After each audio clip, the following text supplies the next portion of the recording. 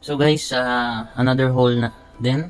Kasama nung Stormman Bishop ko is si Professor X. Solo lang siya sa isang box, sa isang set. Isa rin siya sa 6 na sets na nilabas ng Kotobukiya for X-Men 1992 animated version, artifact statue, 110 scale. Yung likod. Yan. Yan siya yung instruction kung paano bubuuin. And may card ulit siya.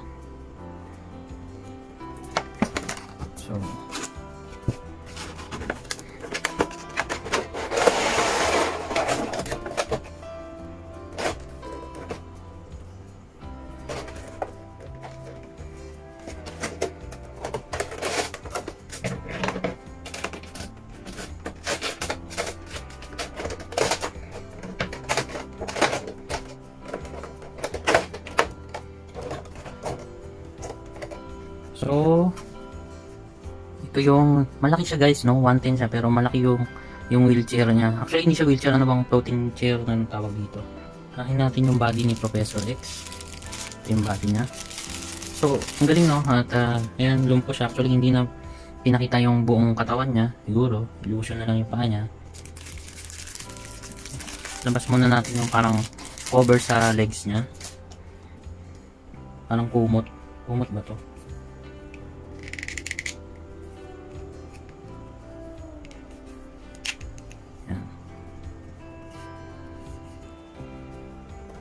Then, tutusok natin siya dito.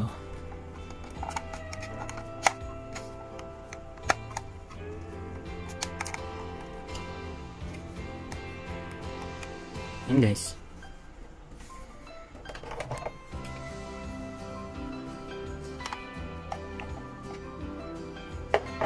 Medyo mahigpit yung lock niya.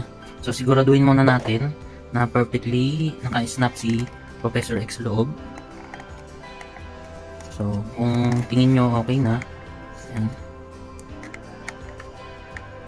Pwede na natin i-lock.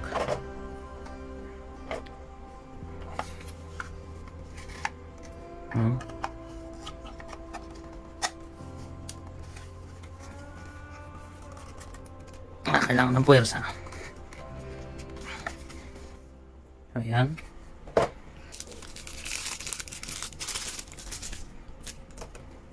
Right hand,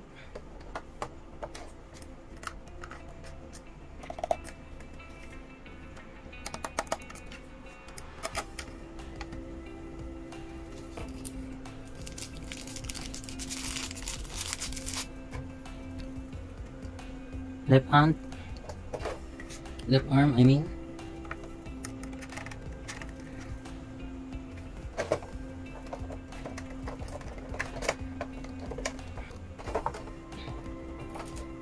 And of course, yung head.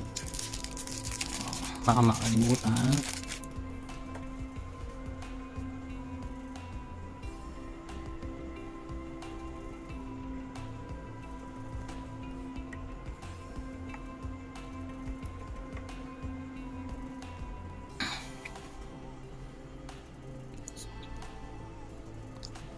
So, ayan siya. So, ang kulang na lang is yung stand. Para yung nagpo-float na illusion. Ito.